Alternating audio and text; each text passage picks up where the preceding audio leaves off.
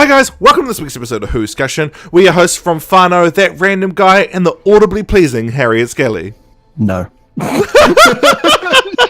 Well, there we go. That's the end of the episode this week, guys. We'll catch you next week. Joining us is Brian. Brian's welcome back.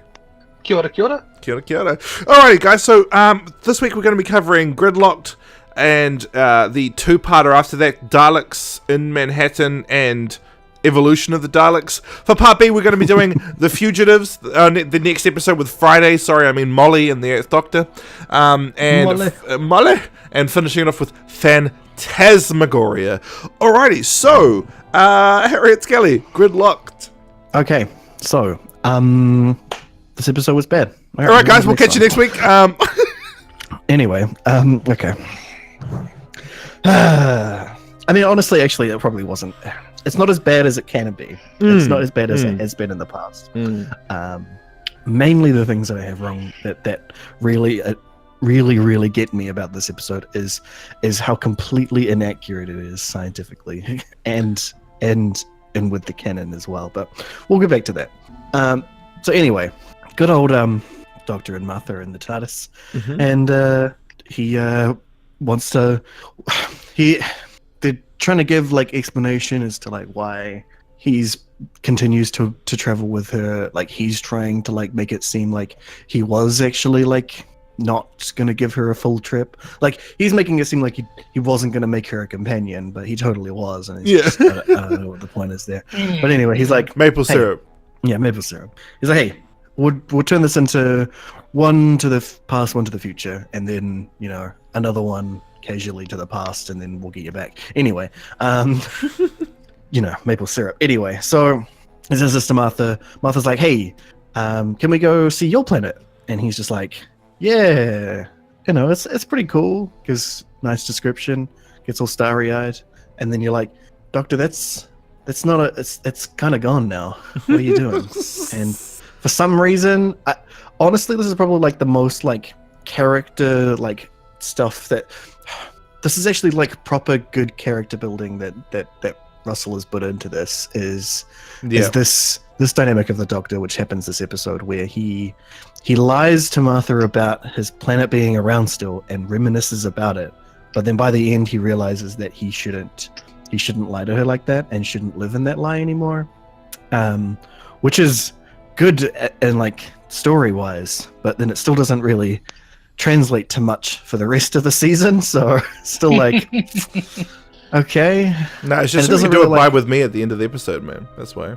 Yeah, it's just weird. It doesn't even like really like fit the themes of the episode as well. Like if it was about some other people living in a lie, like not in the same way. Like if it was about other people's lies getting them into trouble, then it would make sense that like when he realizes at the end, hey, this is I agree. That actually would have been a way better way to tackle it.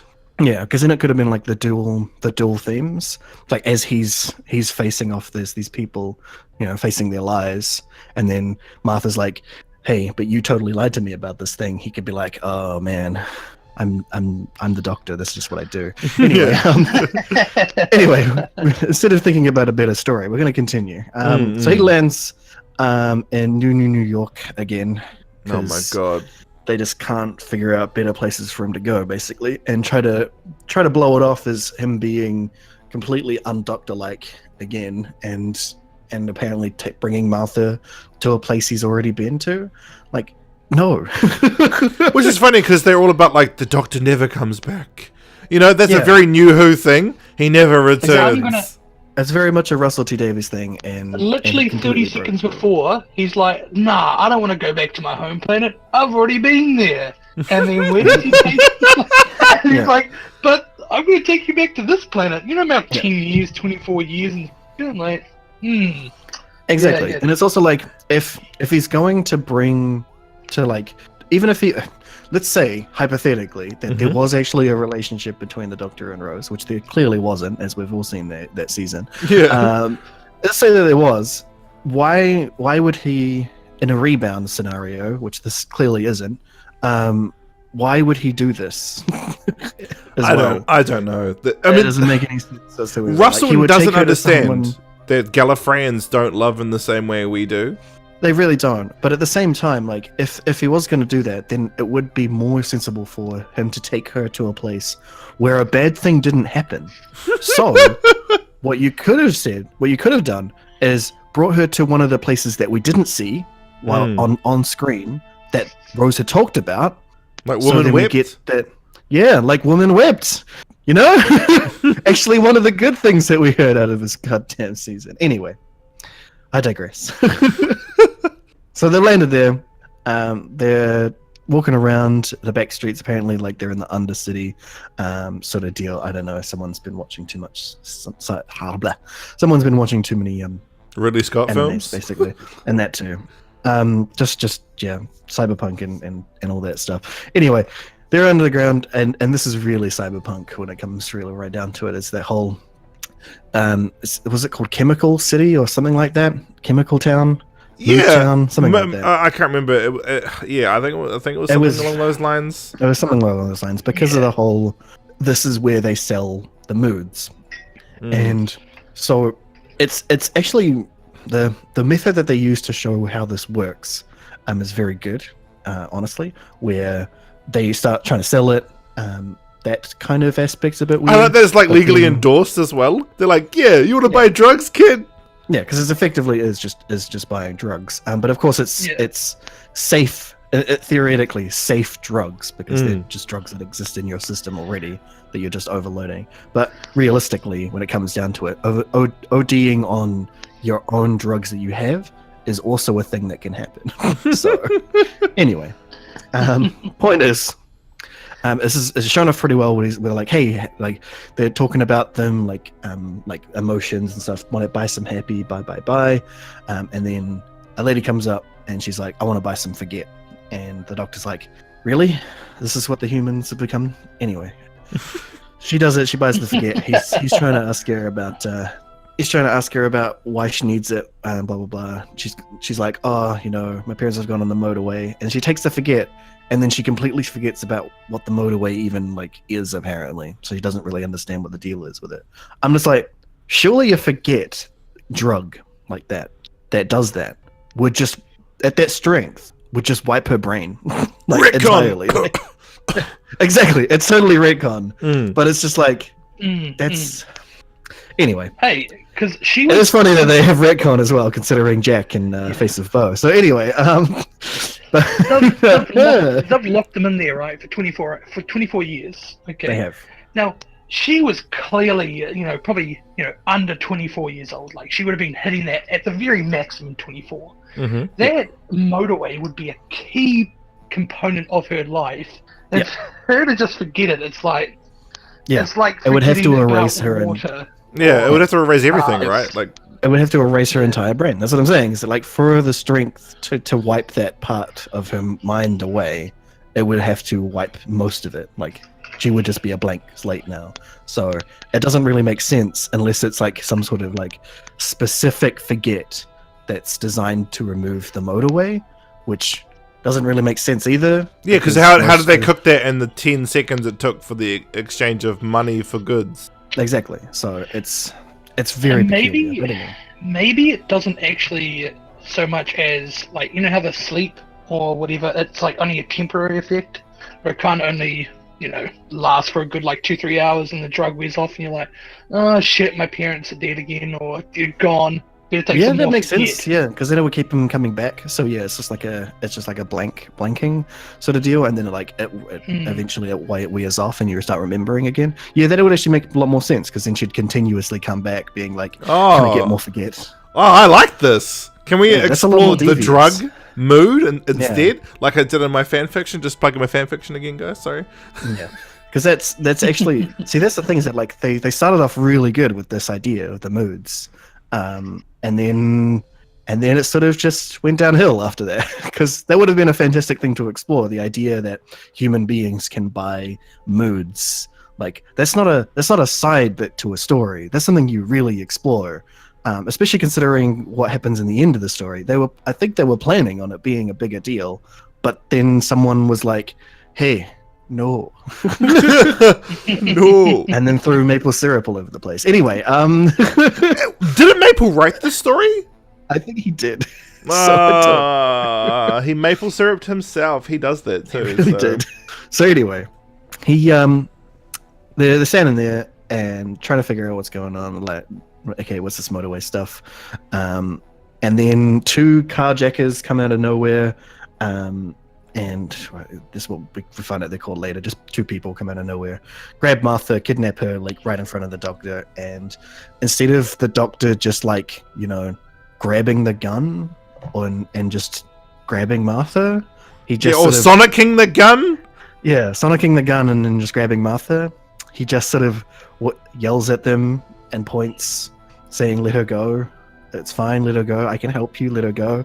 It's like, sure, this is the kind of doctor that you're trying to portray at the moment with the whole he wants to help everybody and doesn't like harm and stuff. But the thing is that he would be able to instantly pull out the Sonic, realize that it's not a real gun, if not just disable it, and then grab Martha. Yeah, exactly. He is also skilled in a lot of other, martial arts, particularly ones that would probably allow him to disarm someone from that distance. Yeah, pretty readily. So it doesn't quite work the way that they did it. It would have made more sense if the stage had been set right. I think that they would actually been further away. So that's probably not a writing problem, more than a staging problem. The only reason why it worked is because it was so quick. Like, it wasn't like a standoff, let's talk, and then the thing. It was just like done. But he should have been going after her the whole time. Not this wait. Yeah. Business. Exactly. The thing is that he should have been, because of how it's shown. He was close enough to be able to grab the gun and grab Martha. He wasn't far enough away from her for this to be a thing, basically, is what I'm saying. And I think it is just a staging problem more than it's a writing problem. But the way that it's portrayed, it makes you lose interest immediately. Where you're just like, that shouldn't have happened like that. That doesn't work spatially. So also, how did they sneak up on them? Exactly, as well. Like, there's no one else around. How did they? It's like how the doctor didn't hear that Cyberman that killed that lady. And I'm just like, exactly. How?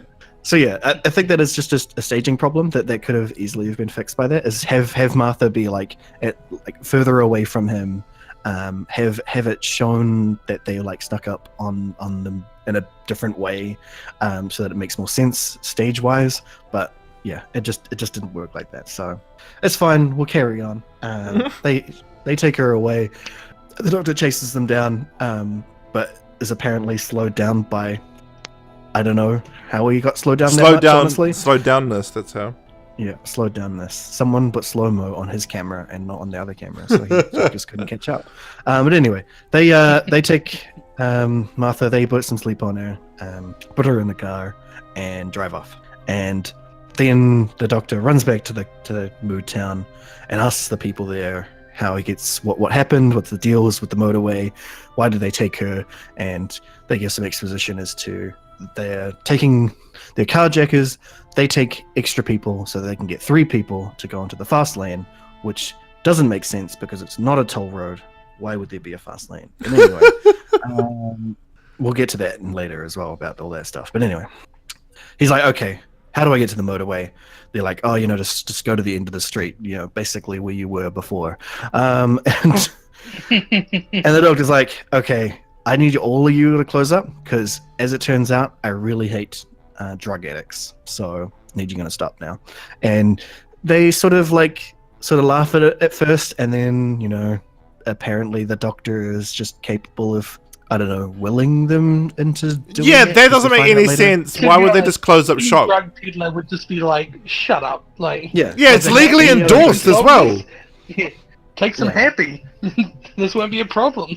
Exactly. So I feel like what probably should have taken place is him using like a form of contact to make them all terrified of him.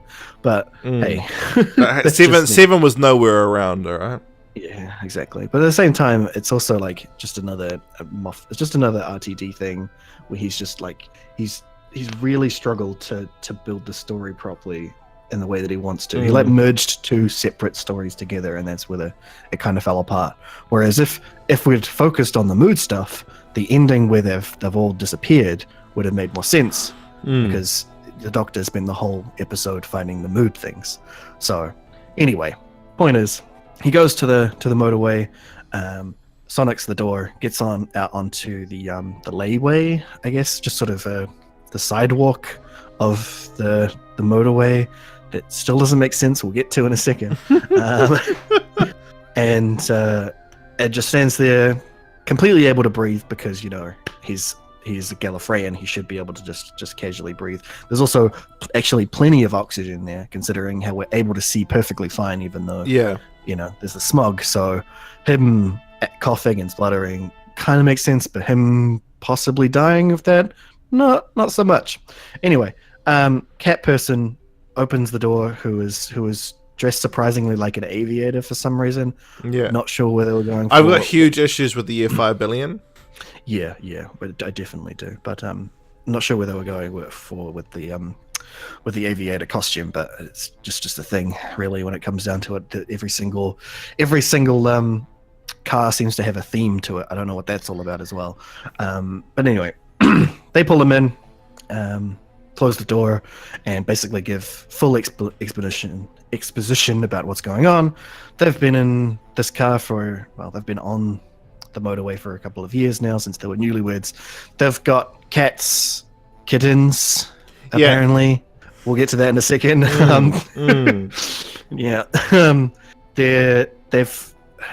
The police service that they try to contact never shows up. They've got friends lists, apparently. This is Bieber was a thing at the time, right? Yeah, it was. So it's just a radio system, guys. Anyway, point is, there's also a consistent there's like a holographic sort of at the same time also on the television sort of thing going on. I don't know where he got that from, but it was really dumb. There is a robotic lady who gives some updates to like weather and stuff, but is also completely lying about the whole thing. And then they have a sing-song session. Don't know what that's about. Oh, I've got issues with that too. Yeah. Anyway, meanwhile, Martha's woken up, figured out about what's going on with her stuff. So they've kidnapped her because they want to go into the fast lane because What's-Her-Face is pregnant. Yeah. What's-Her-Face is pregnant, so they needed a third person so they could try to get to the place where they want to go quicker. They go down to the fast lane.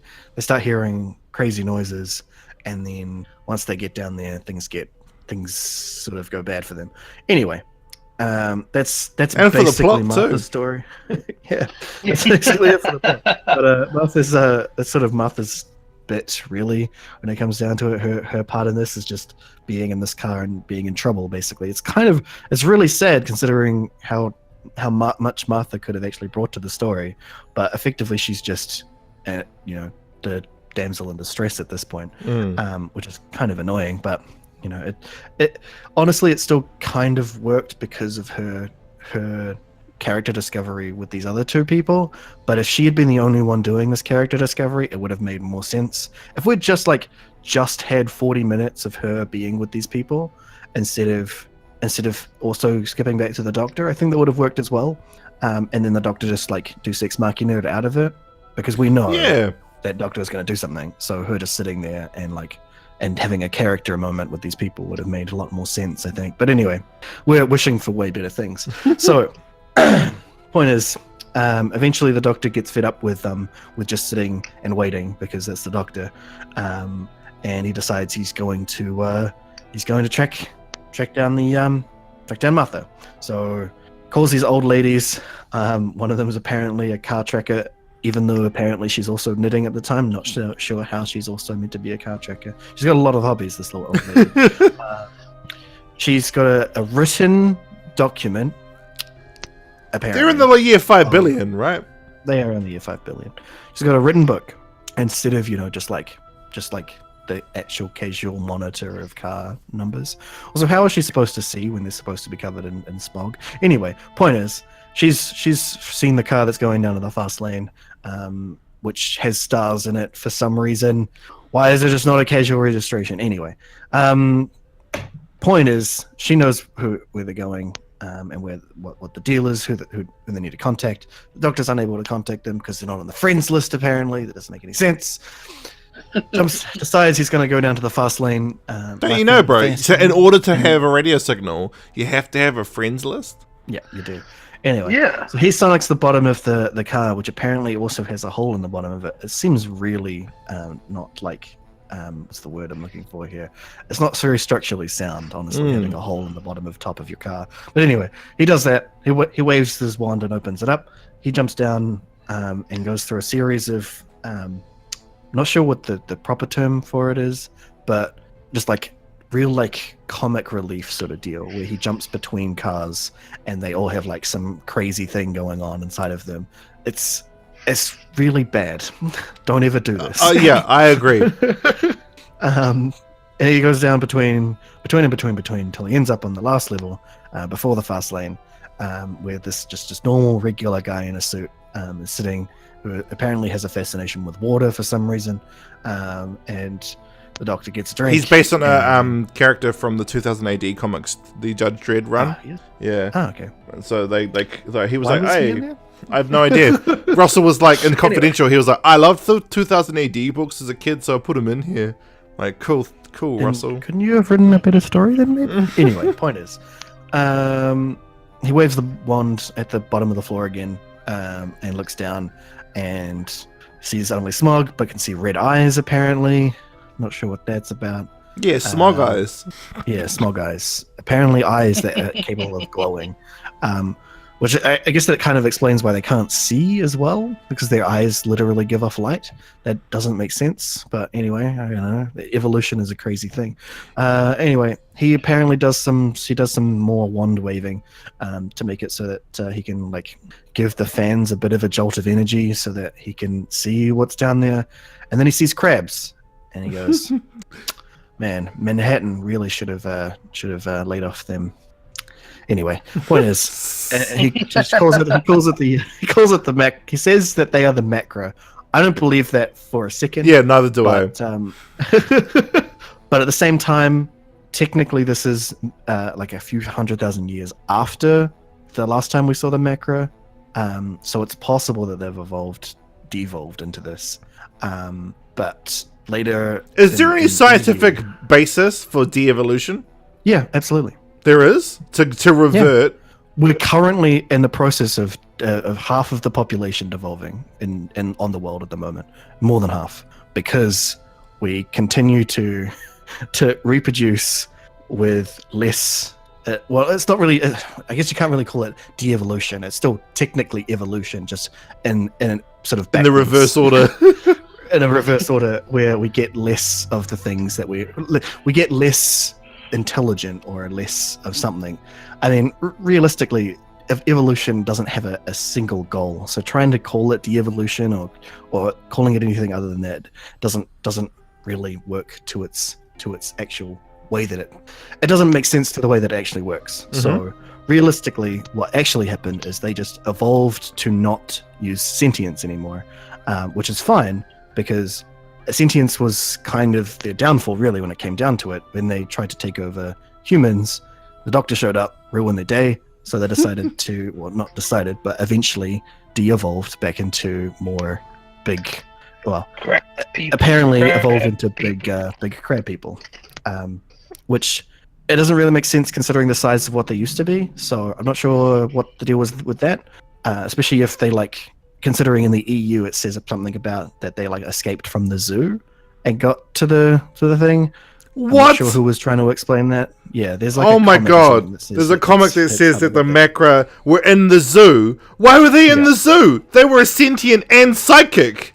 Well, that's what I'm saying. Is that they eventually, over hundreds of thousands of years, they became just normal, regular, big crab creatures again. And then once this event happened, they got down to the bottom of the thing, and then in 24 years, they managed to reproduce enough to cause this big creature thing at the bottom. What doesn't really make sense for that is how did they get so big? Because I doubt a zoo would have kept them in that size.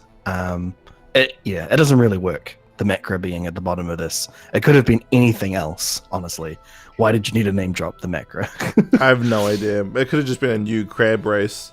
Yeah, it didn't really need to be there. And at the same time, crabs, really? So, anyway, he sees all this stuff, and then a cat lady comes through the roof with a gun and teleports him away. That's pretty much it. Turns out she's the person looking after the face of Bo at the moment. Face of Bo is still there, and they get teleported to the Senate of. I am the Senate. Yeah, exactly. Of Manhattan, apparently. Manhattan. I mean, I guess it's not American anymore, so I guess it's fair enough that they could have become a senator at this point. But anyway, she gives some explanation that the mood should have really been the main part of the story. Doctor agrees because it killed the Senate. It is the Senate anyway. He goes. They go to the face of Bo. Bo's like, "Hey, I got some things to tell you, but first, kind of need to fix what's going on right now because this is pretty crazy." Doctor's like, "Yeah, all right, we'll sort you out." Does some more magic wand waving to make it so that he can open up all the motorways and let everybody out. Now that the bad disaster that happened is all over now, and that's pretty much it. Face of Bo gives the last of his energy to make this happen, and is finally about to die, and says, "Hey, Doctor, you're the last. We're both the last of our kind, even though I'm actually technically a human. But hey, don't let anybody know that just yet. Also, you know how I just said that we're the last of our kind? You are not alone as well. So I technically lied just before. But hey, I'm gonna die now. You can't do anything about it." Yeah, and then finally the Doctor resolves his little thing that he had at the beginning, which was really unnecessary and doesn't really fit the story at all. Again, Martha's like, "Hey, what did you say about being the last of your kind? Because you were telling me that your planet was still around." And he's like, "Yeah, I lied to you. It's actually all gone. I kind of killed them all. It was pretty crazy. I wasn't another incarnation, by the way. It's not I was a." And that's the end of the story. Honestly, when it comes down to it, if it had been about the moods, it would have been significantly better. The storyline that the Doctor goes through with the finding out about what's happened with the human race and all that, when it comes down to it, the very base story elements to this kind of work, but there's just a whole lot of other mess of crap that's happening around it that really ruins it, honestly. So it's kind of like you took an apple and then you smeared it in maple syrup and let it go rotten. I like that analogy. I think that's very clean, very wholesome analogy. But just before I wrap up, I'm gonna go right into my final thoughts on it, because there are some real bad things that I want to just really quickly note. So they say that they're recycling all of their materials so that they can survive in the car for however long it takes them to travel on the motorway. So why do they have exhaust? Yeah, that's a good point.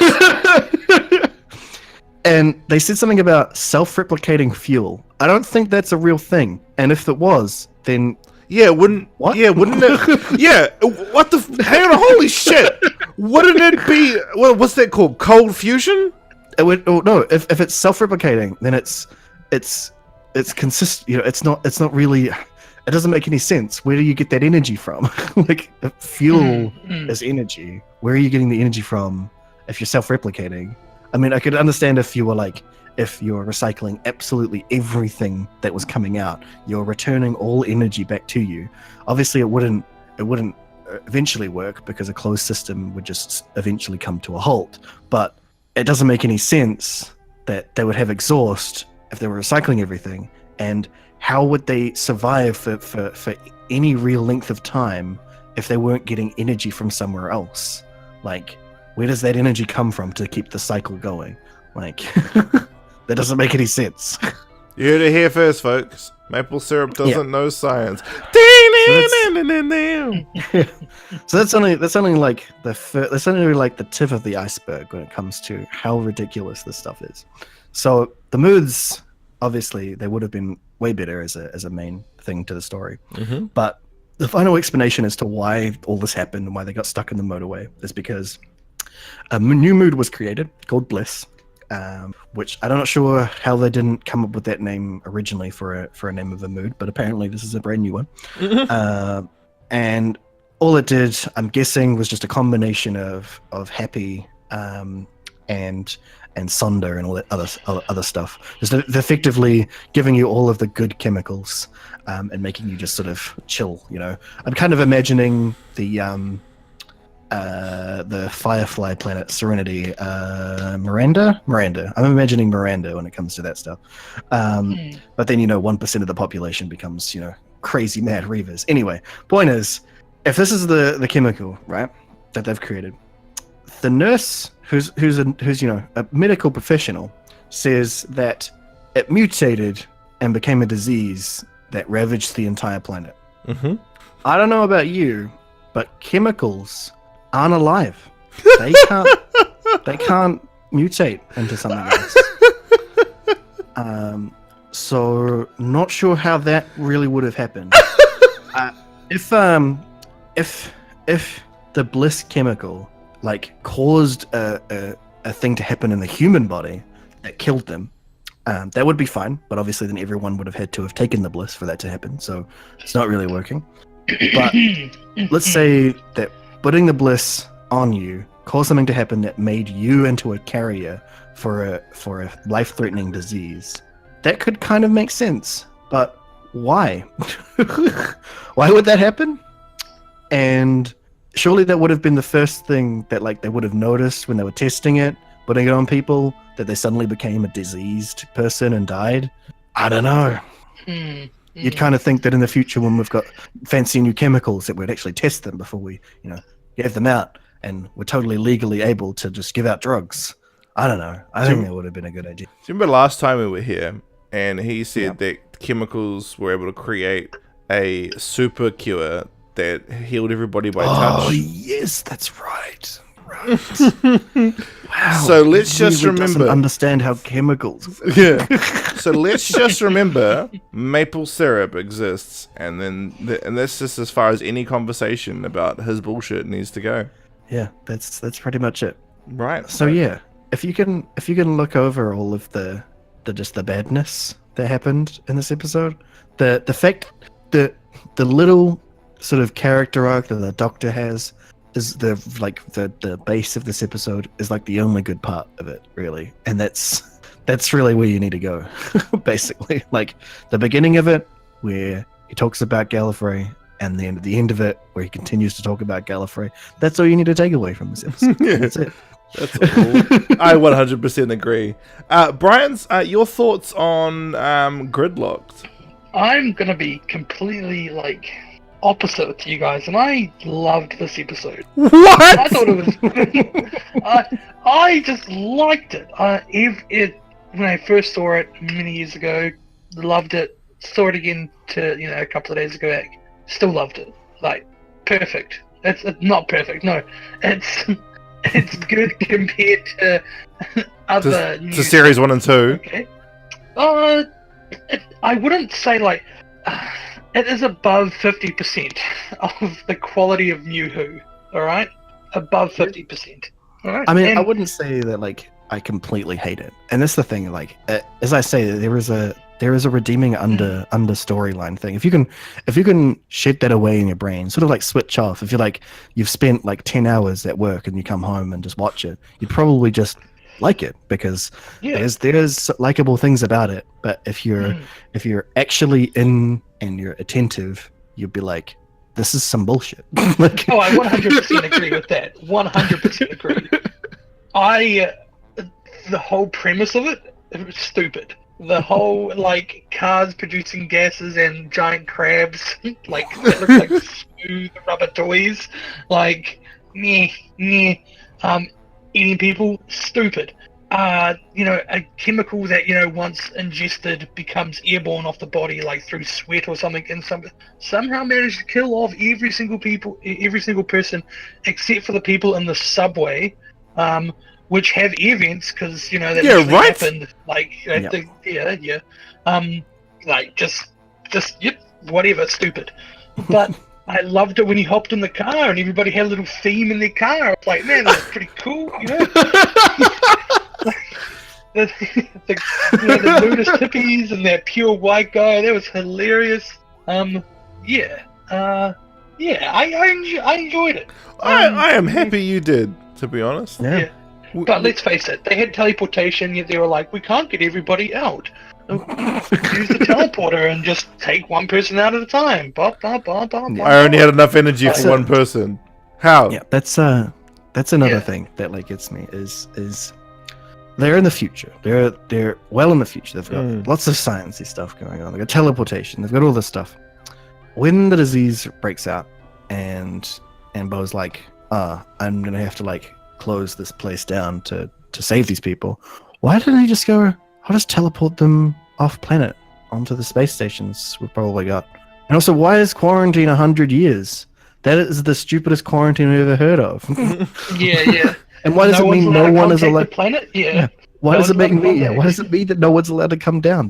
You're perfectly able in any disease scenario to find a material that you could wear, generally just an airtight suit that you could wear to go down to a planet and continue to help. That's what a quarantine is about, is just making sure that no healthy people don't go in, unprotected. That's what that's about. And didn't Torchwood literally do this scenario?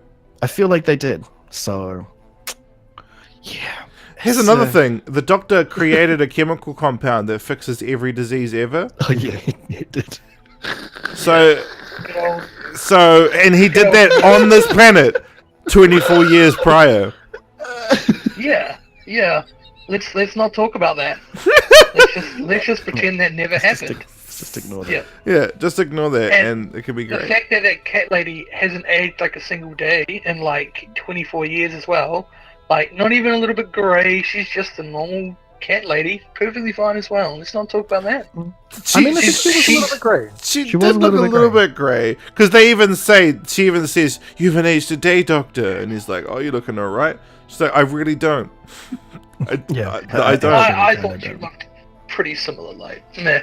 Yeah, I'd say she's just a little less orange, but hey. Yeah. I mean, the thing is that cats, when they get older, they don't necessarily lose. They don't go grey. White cats aren't old cats. That's not a thing that happens. Yeah. She should have been dribbling if she's meant to be old. Well, that's only if she's that type of cat that gets the mouth thing. But considering she's a human hybrid cat, is she? So I'm about to talk about that very soon. Oh yeah, that's right. I can't wait for that. we literally see baby cat human hybrids, and Yeah, okay. We'll get to that. Okay. I need to interject right now with that, because if she's a human and she has sex with a cat-human hybrid, right? Who with a native penis, by the way. Who would have a barbed penis? Yeah. So I've seen the Pan Olympics. I know where she's going with that. But here's the big issue, right? Is they are both humanoid. Yes. And she is full-blown humanoid. So when they have a baby, why does it look like kittens? Why do they look like kittens? Why does she have a litter of cats? That's not how that would have worked.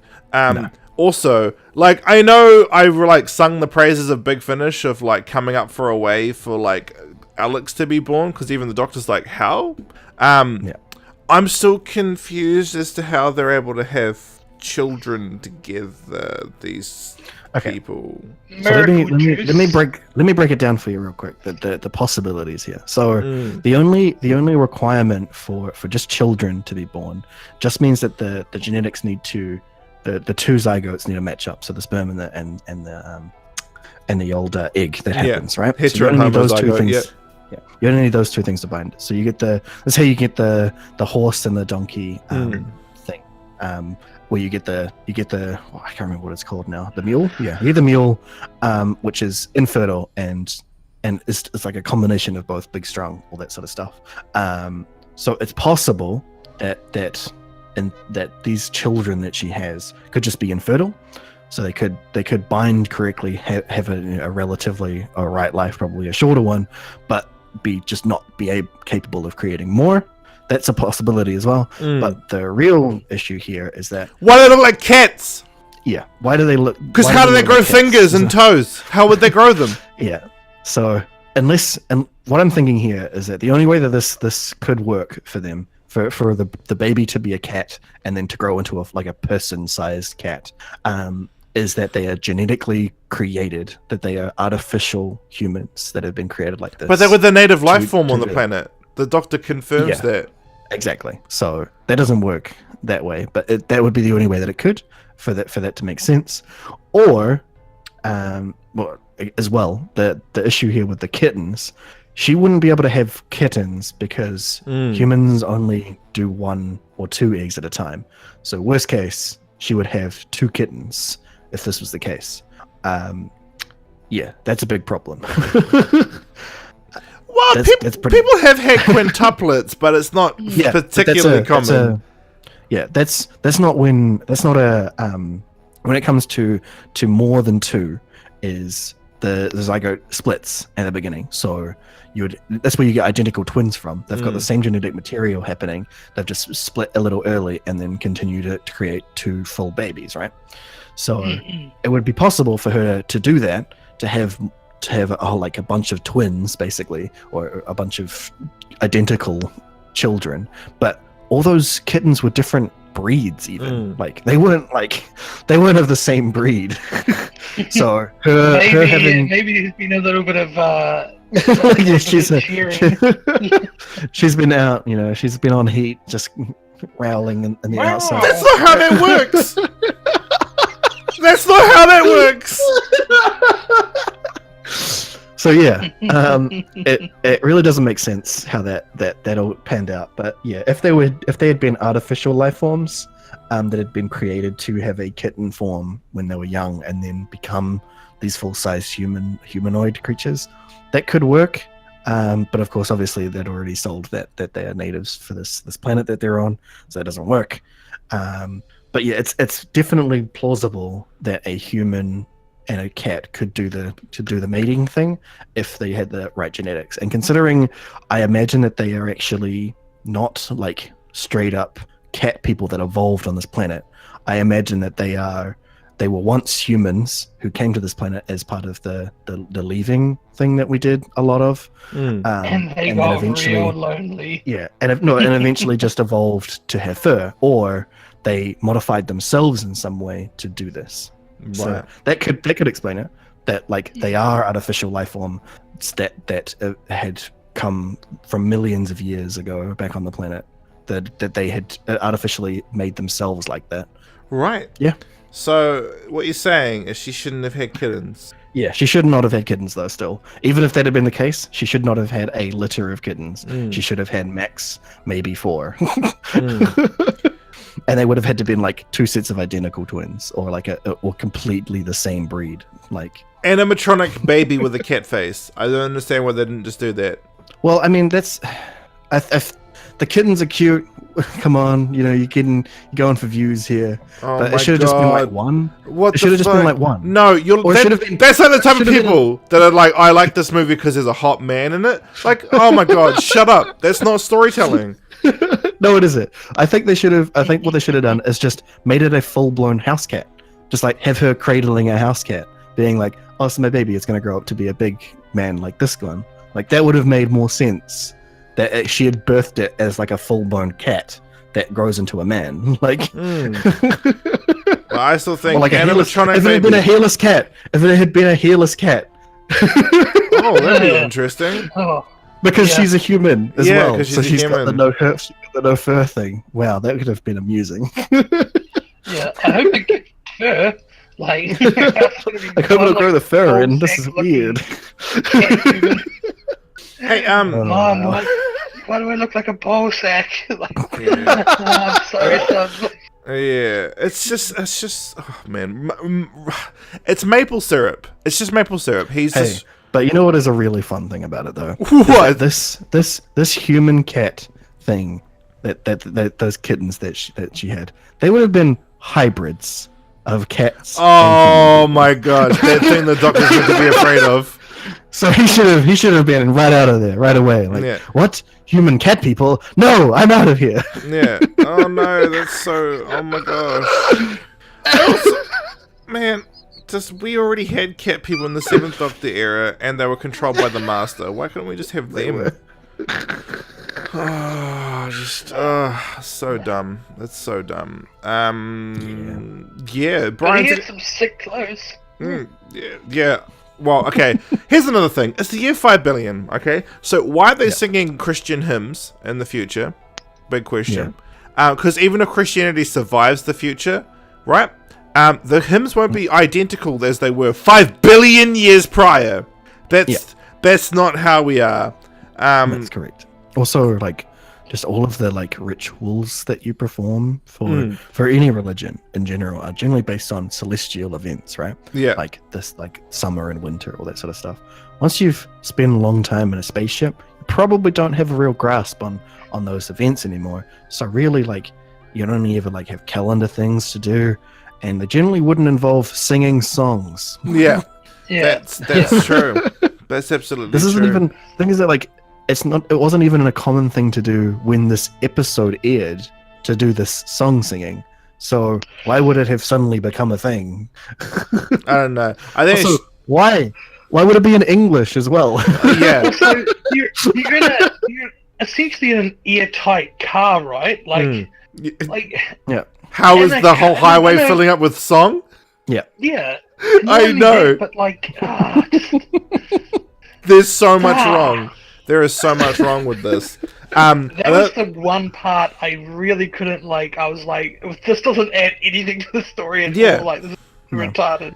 I just don't Like- understand how the big atheist writer for Doctor Who adds so much Christian iconography and symbolism. Why? Just wait till we get to the next episode. So it's so piss poor. There's so much about this episode where like you really have to turn your brain off. And I find you that, really do. like, because I come from a film background, I find that extremely difficult to do. So maybe this is a me thing, but I really wish it wasn't. I feel like it's not a good thing to if you can say that about any television show, right? That like there's plenty of shows that have that element to them where you just need to switch off to be able to accept them. Like generally like soap operas, all that sort of stuff, Agents of S.H.I.E.L.D., all that sort of stuff where you just need to like switch your brain off just to accept what your new reality that's going on. The thing is that you shouldn't.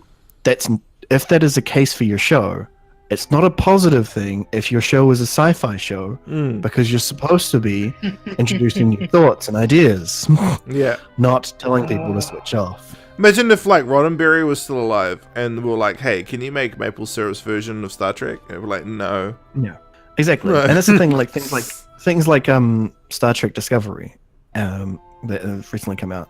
There's a couple of episodes in there. I'm like, okay, this is kind of getting to that switch your brain off sort of stuff. But a lot of them are really thought provoking and really like out there. And things like what's that other one that's come out recently? Just Netflix, really in general. Just Thanks, Netflix. We'll see you buying Doctor Who. Cheers, cheers, Netflix. Wow, that would be great. Altered Carbon is the one I'm thinking of. Has some I really love Altered Carbon. Yeah, has some really thought-provoking episodes. And it's just a generally thought-provoking story in general. And you can't switch off to watch it. You actually can't. Like, if you did do this, you got tired and switched off to watch it, you'd just lose track of what was going on. So that's what a sci-fi show should be like. Yeah, you know? Even Cowboy Bebop gets that right. Yeah, and kids especially would have trouble doing that. So I don't, they have trouble switching their brain themselves off at night, So why would you expect them to be able to turn their brains off? And if they're ones that just like haven't like developed enough to do that, then you shouldn't be showing them this. Yeah. And there's so much awful cinematography in this. The shaky cam is used unnecessarily. Like, have all three of us watched Infinity War? No. Yes. Yes, I have. Oh, okay. Well, I won't ruin anything. Also, don't spoiler it. No. Don't spoiler it in this Whoscussion. Yeah, please don't put it in the comments, guys. I don't want Infinity War spoilers in the comments, like hashtag spoiler Thanos, isn't it? Like, no kidding, all right? Don't spoil anything about this film, please. But without spoiling it, there is no shaky cam in the action scenes. No. Right? Because having shaky cam in action scenes is a terrible idea. Yeah, don't do it, all right? So don't put shaky cam in a scene where Martha's like, oh, I'm in trouble in this car, and they shaky cammed everything. And then even when the camera was outside the car, the camera was still shaking. I was like, do you know what the camera is supposed to do, guys? Not that. Supposed to allow you to see what's happening. Exactly. I love the only thing I like about the story is the setup for future stories with "You Are Not Alone." Even though I don't understand why the face of Bo's dying, but hey, it's a he fixed gave point. the last of his energy, apparently. Yeah, the last of his energy. Even though life force is now an energy, and you can expend it to. Yeah. Well, I mean, for the Time Lords, for the Gallifreyans, it kind of is. Yeah, it is an energy that can be expended. You don't use it to open some bloody doors. Yeah, but also, he has unlimited life energy. So is his death fixed? Yeah, he had been given basically a fixed life from Rose, so it doesn't make sense that he would die. But at the same time, we could, in theory, he might not actually be dying, in a sense where he's actually just becoming finally one with time. I'm thinking maybe his death at this point could be the fixed point where Rose created him to die here. Yeah, to give him this. But at the same time, I think that she wasn't in control of that in any shape or form. No, because she had just become a god. Yeah. Yeah. So she had just gave him. She just said he's got life now, from the time vortex, and that basically made Jack part of the time vortex. So that when instead of actually dying, he just finally became one with it. Like, yeah, that's him. I'm pretty hyped with that. Like one with the Force. One with the Force, I am. With the Force. So you mean dying is cool? Not in the Whooniverse, it isn't. Don't die in the Whooniverse. It sucks. I also like as Harry Skelly pointed out earlier, the beginning with the description of Gallifrey and the end with the description of Gallifrey, because those descriptions are actually the description Susan gives of Gallifrey in the episode The Sensorites. The serial, The Sensorites. Gotta get my head around the difference between good Doctor Who and bad. And it's just fantastic because, like, as much as I get grumpy with how little Russell seems to, like, adhere to what's being established before, stuff like that really gets me. I love when they're like, by the way, remember that time Susan was a thing? And then Big Finish. That's the thing. Just makes me cry. So thanks, Big Finish. That's the thing about Russell, is that there's so many times where he tried to add something, to bring back something from that. Like, even name dropping the macro. It's like he's trying, but he doesn't know what he's doing. Like, he's like, I tried, but I actually don't know how I'm supposed to do this. Yeah. Like, it's not hard. You just watch all the episodes and go from there. Really, no. Heaps of it was heaps of it was still missing though when Doctor Who came back. So we've got the ability of hindsight, but even then, he read the books growing up. Yeah. The thing is that he didn't need to follow the canon exactly, obviously, because there's not really much to it, really, when it comes down to it. You just know what I feel like? What's that, Brian? I feel like he's like, when you kind of tell some fibs on your resume so that you kind of get the job. I feel like he was like, I totally read. I loved them as a child. Oh yes, all this stuff, and then he's like, and he goes home at night, like after the interview, and he's like, "What's Doctor Who?" Like, I better go Google this. Like, it can't be that. Like, this is new. Like, I've never heard of it before. Like, how much canon can there be? Yeah. And he's like, oh shit. Yeah. Suddenly realizes there's a lot more canon. There's a lot more canon. I mean, I think honestly, it's more like he remembered some of the stuff from before, enough to write some stuff down and then write these stories. But it's because there's no one there to to fact check. Basically, there's no canonical supervisor. There's no science Like Marvel advisor. has. There's no people who are dedicated to specifically making sure that these things work out. And that's where it fails. And that's the thing, is that RTD is honestly, by himself, he's a perfectly fine writer, but when he's writing for things that he's not really sure about, he needed some help. Yeah. And he didn't get it. And that's why we've got these lackluster stories, basically. But also, obviously, there's some other bad things in there, but, it's whatever. Yeah. I don't know. But, guys, we're going to have to wrap this story up, because I know there's so much to say, and there's so much I still want to say, but I'm going to be here for a month of Sundays if we keep going. So anything else you guys want to say before we leave? Brian, I'll grab your final thoughts before we move on to the next story. Ignoring the gaping plot holes left and right, forward and backwards, I enjoyed it. Like, if you were just to watch it, I like the themed caravans, They were cool. Cool bananas. All right, Harriet Skilling? Yeah, definitely. If you can just switch your brain off and just watch it for itself, then it's fine. But if you have trouble doing that, or you actually like Doctor Who to be Doctor Who, then you're probably not. I feel that's a slight dig towards me. No. I mean, like, if you like it to be, if you want it to be Doctor Who, and you come on, you come expecting to watch Doctor Who, and you get this, then you've kind of missed the mark. All right, guys. Well, that's us for. Oh wait, no, we got the two-parter. Gotta do that two-parter. All right, so we're on to Daleks with Helen Raynor, and Helen Raynor, I'm not a huge fan of. I think she's actually the weakest writer in New Who that we've had so far, because she gets to do the two-parter with the Sontarans, which was like, they're short for some reason, and they're purple now.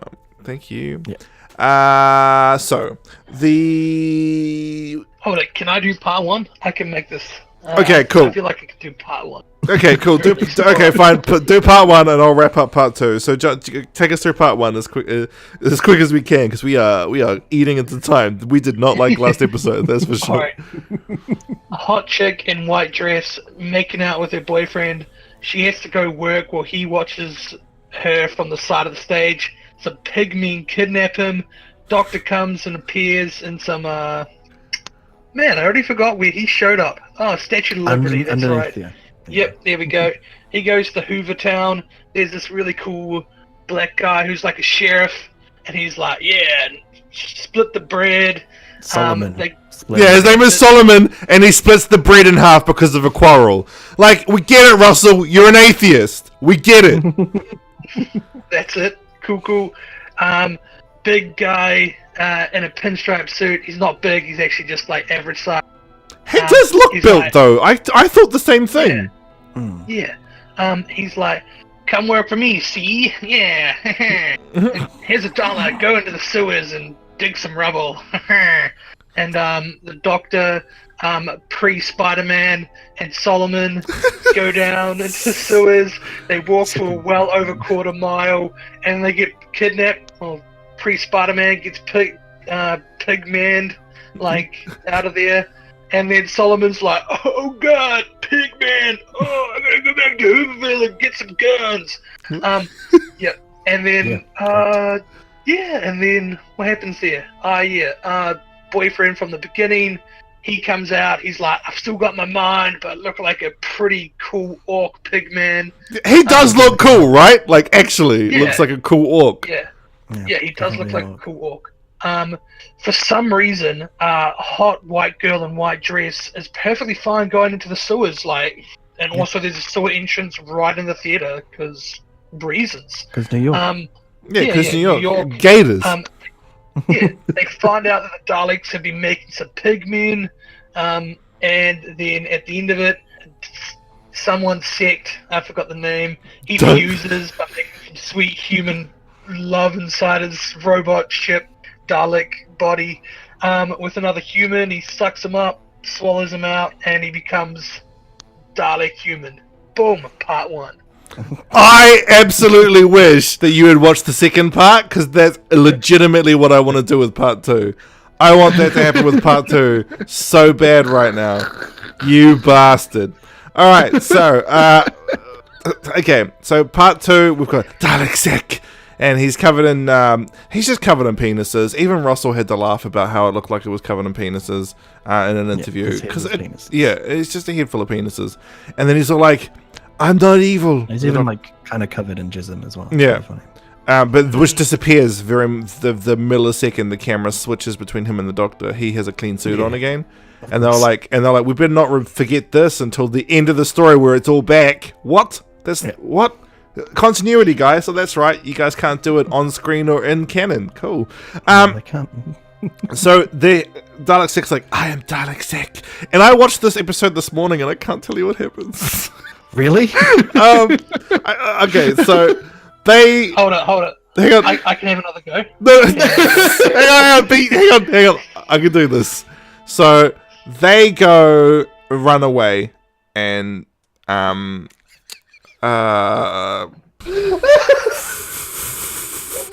literally watched this before we started recording, and I'm so stuck. All I can think about is just how much I hated it.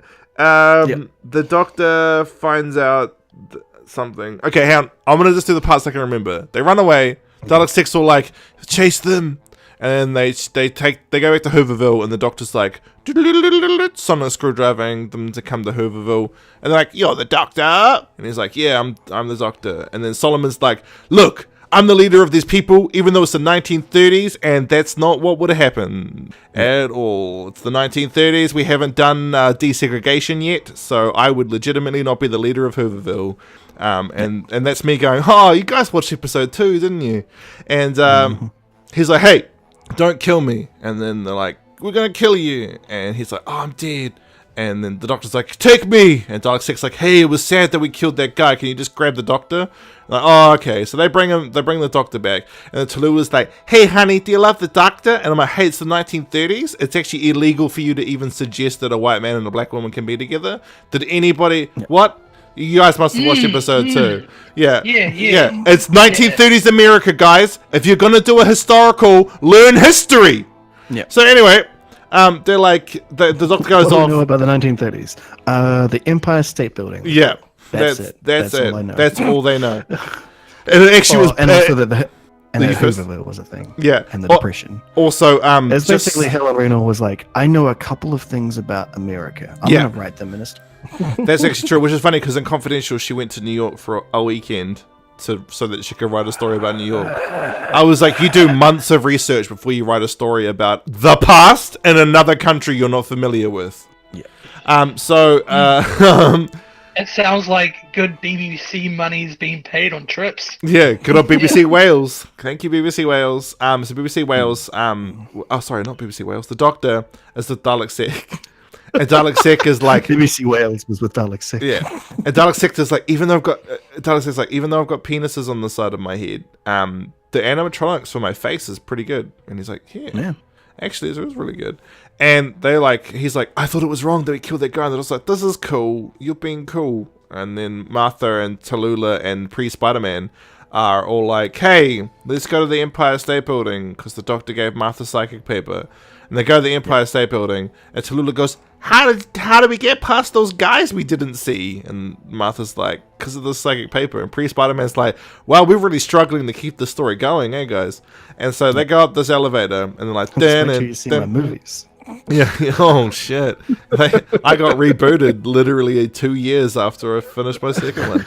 So they go up the thing and like cling, cling, cling, cling, cling, go up to the top, and they're all like, "Hey, we're here. What's happening?" And then Martha goes, "Hey, these plans say they put Dalekanium on the mast." And then the Doctor's like, "Oh, I need to go now, Dalek Sick. Do stuff. Bye." And then Dalek Sick's like, "Oh, catch you later, cuz." And then the other Daleks are like. Others are like, hey, we don't like you. And he's like, why? And he's like, because you executed the plan we all agreed on. Yep. And I was just like, Helen, you don't even understand your own story. They executed the plan they all agreed on. Why are they revolting? They all agreed this was the right course of action. Do you even story? And she's like, I'm Helen Raynor, and she's doing lines of coke with maple syrup and Gatus. And they're like, yeah! Gatus is like, I'm doing the next episode, motherfuckers! Yeah! And so... yeah! And the Doctor goes up to the top and he's like, they've got all these humans that they stole from Hooverville and from the Empire State Building crew, and I need to go into the top of this mast and put and get rid of the Dalekanium so they don't become Daleks. And Martha's like, hey, did you know the Empire State Building was actually finished in 1931, not 1930? And he was like, oh, wow, we didn't even get that right. Because this is just going to blow you guys' mind. The mast was actually put up in 31. So Helen, just for future reference, it's called research. It starts with an R. There's an E, then an A, and there's other letters in there as well. You put them together, it makes the word research, and then you could do your job better. And she's like, oh, no kidding. And then she does another line of coke with maple syrup and gators. So the Doctor's like, oh, I'm gonna climb up this mast, and then he gets lightning zapped, and he's like, oh, and then using That's my finish. Yeah, exactly. And then he falls down and he's like, oh, I'm falling. And Martha's like, are you okay? Because we've already done the gag where I resuscitate you and it's like kissing. And he's like, oh, cool. Yeah.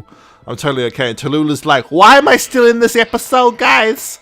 And then the Doctor goes, oh, I put my DNA into the Dalek robots. And then Martha says... And Martha's like, I'm a doctor, and that makes no sense. Yeah. I love how you knew exactly where I was going with that. Because she's like, that's not how DNA works. And then Harriet Skelly tries to fix it by saying, maybe he meant Artron energy. And I'm like... Artron energy into the energy. Harriet Skelly, you really need to stop trying to fix Maple, all right? It's too taxing, all right? I need it to make sense. Yeah, I know. And so they go to this theater, and the Doctor's like, we're at the theater now, and Tallulah's like, hey guys, how come we can just literally teleport to places? Because the theater was established to be ages away from the Empire State Building. And the Doctor's like, don't question it, Tallulah. So he puts the sonic screwdriver up, and then the Daleks say, hey, you guys go to the stage, and in literally a minute they're at the stage. And I'm like, guys, it does not take a minute to walk from the Empire State Building to here. That isn't even remotely correct. And they're like, no, it was like a mile underground. Yeah, from what it seemed. So that was really dumb. And then the Daleks, they turn up, and Dalek Jast and Dalek whoever that other asshole is, and Dalek Sek are there. Dalek Sek's all tied up, and the Daleks are like, hey, how do we put these chains on him? They're like, the pigman, I guess. And then correct. Yeah, and then we got him to do it himself. Yeah, exactly. And so the Doctor's like, hey, exterminate me. And they go, oh cool, we'll do it ourselves instead of getting our guards to do it. And then they kill the Doctor, and that's the end of the whole series. Oh no, that's not what happened. Yeah. They tell the guard, their little toy flesh soldier people to do it. Well, yeah, they were going to exterminate him, but then Sek ran in the way, and then Sek got exterminated instead. And then instead of just firing again, they got the slaves. They got the slaves to do it. And the Doctor was like, that was really dumb. And then Martha goes, hey, we're going to have a conversation real soon. Doc's like, okay. But they laser beam the Dalek, and then Dalek Khan kills them with like a Dalek human hybrid killing thing. And then Martha goes, hey, you know how we had a conversation at the end of the last episode? Yeah. Did the conversation include the fact that they used to be Khalids? So at one point they were already human? Yeah. And yes. No, I don't think he talked about them at all. Yeah. And then he's like, oh, I don't remember mentioning that. She's like, it's good, because otherwise the audience would have been not too impressed with the fact that in this story, they were trying to become what they originally were. So, like, Dalek Sek should have come out and looked like Davros. Yeah. And he didn't. Yeah. Yeah. That's not what happened. Because Davros is legitimately a human Dalek. And then Mark Gatiss comes in and he rolls into the stage and he goes, guys, remember that episode Evil of the Daleks where the Doctor already tried to make them human and they realized that was bad? Yeah. Why did they do it again? I don't know, Mark. And Mark's like, that's great. I'm going to go rip off Power of the Daleks for Series 5. Bye, guys. And then he goes and rips off Power of the Daleks. And then that's the end of the story, and that's it. And Spider-Man's like, hey, Orc Guy. And Orc Guy's like, hey, what's good, Spider-Man? And he goes, hey, you can live with us, but don't... And then he says that don't imagine you won't get stares and people calling you names. And I was like, it's the 1930s. The white people should have been doing that to the black people. because Yeah. it was the 1930s before desegregation. Hey, Helen Raynor, well done. And then this dumb, stupid story is over. And as Harry Skelly knows, I hate it because I'm not a science buff, right? I like science. I think it's cool. It gets us into space, but I'm a history buff, and I really hate it when they get that wrong. I extremely dislike that. And that's the end of it. So, Brian's, from what you can recall from watching it years ago, this whole story in a nutshell. I like the dance scene. Yeah. You put the devil in me. I agree. I think Murray really has explored Doctor Who musically since he's Series 3. That's my big favorite for this entire episode is the theme, the music. The Dalek theme now is you can feel the emotion coming out of it, even though the scene does not translate it. And apart from the hentai looking mofo,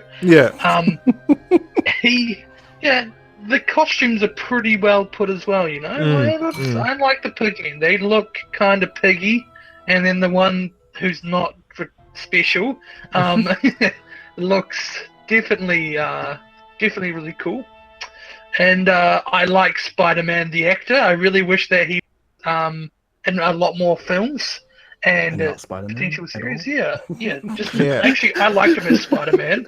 I'm going to say I think he's a lot better than the current one. And what? You think he's better than Tom Holland? Mate, I love Spider-Man. I don't even know his name. Andrew Garfield, Garfinks, whatever his name is. Garfield. Yeah. Garfield, it's the one. I love me some Andrew Garfield. Dude, Tom Holland is definitely better as Peter Parker. Especially when you consider what Peter Parker is supposed to be like. Yeah. Tom Holland feels like way better than Andrew Garfield. I just liked at the same time. I liked him. Yeah. At the same time, I'd say that Andrew Garfield was a significantly better Spider-Man than Tobey Maguire. Oh, mate, you don't like the Spider-Man 3? Bro, Spider-Man 3, it gave us Venom, it gave us Dancing Spider-Man. Yeah. Anyway, point is, the first one was fine. The second Amazing Spider-Man was not fine. And then, the video game was perfect. 10 out of 10. When he got rebooted, it was great. Yeah. And Homecoming was some of the best Marvel movies to have come out recently. Yeah, and they remembered, hey, what if a teenager played a teenager? Because Disney get it right. Tom Holland is a actual human person is a fantastic human being. Anyway, more about this story instead of Marvel. Oh, sorry, I was talking about something superior. I couldn't even remember. I just want to get this off my chest as well. The Amazing Spider-Man 2 game, like on PS2, brilliant. The only letdown was the fact that it followed Spider-Man 2, the movie storyline. Like. It was just I love how not good this two-parter is that we don't even care. We're talking about PlayStation 2 video games because let's be honest, the Spider-Man video games were pretty good. Yeah, they were actually. Yeah. And this one was not so great. That was so hard. Yeah, I can't remember which one it was, but there's one where you get to choose to be a symbiote or be normal Spider-Man. You can be symbiote Spider-Man all the way to the end and end it like that. I can't remember what it's called. That's so cool. My favorite is Shattered Dimensions, where every single version of Spider-Man. But anyway, we need to talk about Doctor Who. Oh yeah, what were we talking about? This is what we get for having Spider-Man in it. Anyway, I wanted to say my thoughts on this. On this episode is that it is almost completely terrible, because there's just many inaccuracies, many bad story plots. Costuming, fantastic. The audio, the music, fantastic. The Dalek theme, actually, like, it gives you chills when you hear it. Yeah, but it's really sad that the things that are happening on screen just don't work though, so it's kind of ruins it. Yeah, the fact that she wrote up to this point of like finally Daleks could actually think and actually reason properly, and then one of them finally decides to reason that they should not be pure anymore because it's kind of the problem that they've been finding themselves in. And they all are supposed to agree completely because they're legitimately under him as a commander, and also literally designed for this purpose, effectively. That basically this is what the Emperor kind of imagined them to do, basically. Is when Daleks are all over, you need to find an actual way for us to like properly exist. And Sick kind of found that. And if this had been the final end of the Daleks, I think I would have really liked it, actually. Like, if this had been the last on-screen appearance of the Daleks, that would have been amazing. Yeah, and then the only time we ever saw them was a real 50th.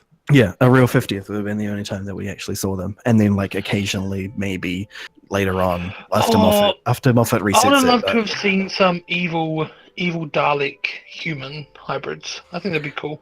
Yeah. So go watch Genesis of the Daleks. Yeah, go watch Genesis of the Daleks. Anyway, the point is that it would have been fine for me if that had actually been their end, and that would have actually been a really interesting end to the story. The end of the two-parter is that Sick actually goes ahead with this, and then the other humans aren't able to accept that the Daleks have finally turned to actually doing a good thing, and the Doctor struggles to convince them that he actually needs them to achieve this so that he can, finally get over the war. And then the end of the story is the humans mess it up and stop the Daleks from achieving this, causing the end of it.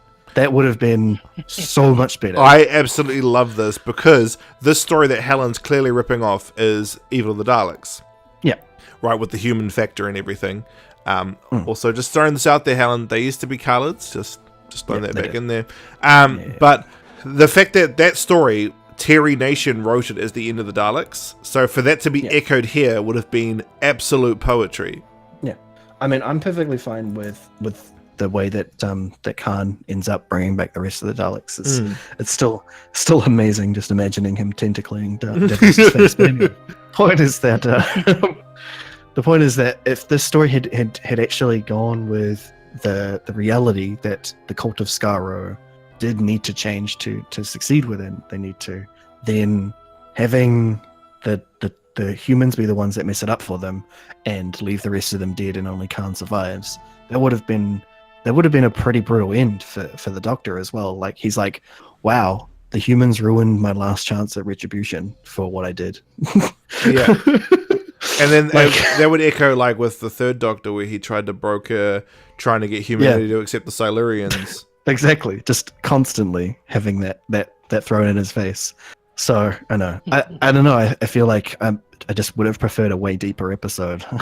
Basically, when it comes I would have to as well. Yeah. And then again, there's other parts of this that just fall on its face. Tallulah with 3 L's in an H. Yeah, 3 L's in the H, honey. How does that work in a name? I don't know. Who would give a person that kind of name? I don't know.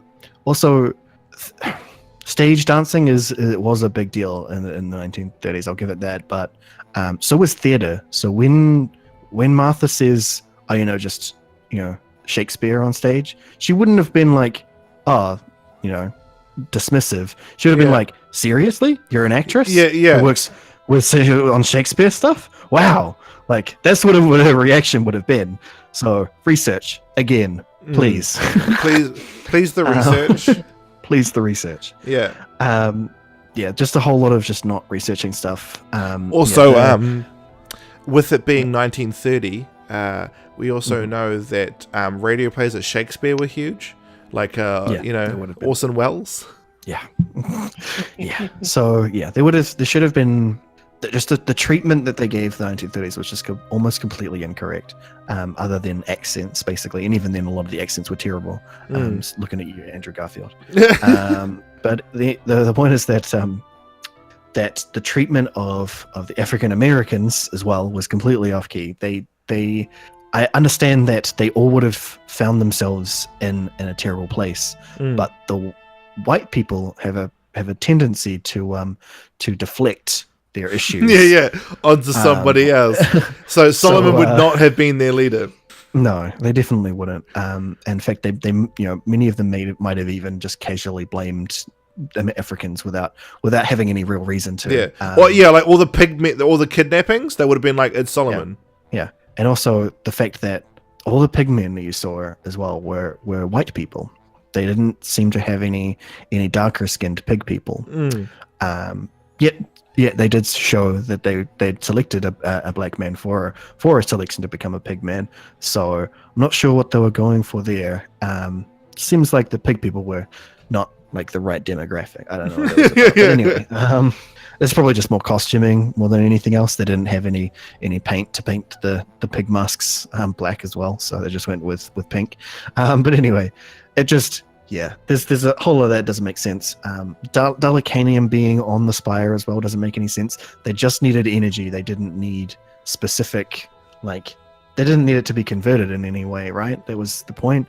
They were trying to go. Wouldn't the facility at the bottom of the Empire State Building have been the place that would have done the conversion of energy? Yeah, that probably would have been it would have been easier to get that as well, just to put the Dalekanium closer to where they were actually getting the energy, rather than all the way up at the spire, where it's nice and easy for someone to come up and undo it all. I don't know. It probably would have been a better idea. But also, just Dalekanium is just a metal, right? Yeah. But it also acts as like a power cell for them. So if they were moving their power cells off and putting them up there, then clearly they would have some power then, if that's the point. So what? Also, why is the Dalek casing completely clean aluminum underneath those panels? Surely you guys could have at least made it look like it was copper or bronze or something. No, bro, we did the best element. It looked like it was just tin foil. Come on. There's just a whole lot of just really dumb shit that happens in this, and just dumb shit that is going on. Just a really, really, really little amount of research went into it, and it really says something that a two-parter can have a weekend worth of research into it. It's not a thing that happens. This is what, an hour and 15 minutes more of show in real terms, outside of ads, and you think that you can research all that needs to be researched in a weekend, and then you wrote this, right? Yeah. What? I went to the theater. I went to the Statue of Liberty. Yeah. I went to the Empire State Building. I researched. Yeah. Yeah. So it's really weird. Also, the Daleks have been to the Empire State Building before, but hey. Yeah, they really have. Also, with the Doctor being in 1930, doesn't that mean that he is at the time period where he can't land? Oh, for Amy and Rory. Timey-wimey. I think it's the cracks. Girlfling. The cracks kind of the cracks. cleaned this up as Moffat's well. I don't know what to do with Russell's run, so I'm just gonna make it not canon anymore. Oh, yeah, okay. It was honestly a good move, but at the same time, yeah. Same time, Moffat, you kind of ended up in the same position by the end of it, way worse, because he didn't. He just stayed after he got bad for another 3 years. Don't stay if you get bad for another 3 years, Moffat. Please don't do that. Money. Yeah. The thing is that he was writing feature films during his Doctor Who tenure. Yeah. Just go to More write money. movies. More money. More money. Okay. Money. All right, let's wrap this up, guys. Brian's, you got any final thoughts on this two-farter? Next. All right. Harriet Skelly. Next. All right. I'm the same, guys. I just skip it. Catch you guys in the next episode. Well, we actually did the joke for real this time. Bye, guys. See you next week. Oh, no, see you in part B. Don't go. We've got good stories in the next part. Bye.